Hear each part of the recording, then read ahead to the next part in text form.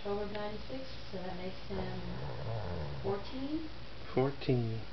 Plus 14 years and 2 months.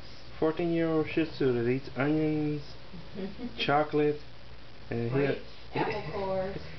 he loves anything you leave on the floor. And no, we're not treating him like a little pig, but he is a great dog. But he's a little too old now. Both his eyes are bad. He's blind. He's deaf. No, he's not deaf. He is too deaf. Hearing's better. Okay, he's got about 10% hearing. And and now that the infections have cleared up. Disgusting. And most of the day he just sits here and sleeps if he's not shitting in the house and peeing on the floor. I don't know how much longer I can take that, baby. But listen. Shh, listen. You're gonna wake him up. Shh.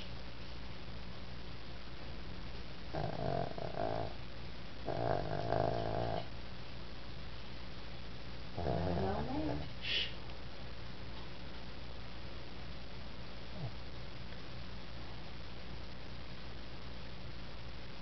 Hey, Bruno! He can't hear it all. He's sleeping. He can't hear when you're sleeping. Oh, yeah. Cute, sleeping Shih Tzu. Alright, that's me. That's not him.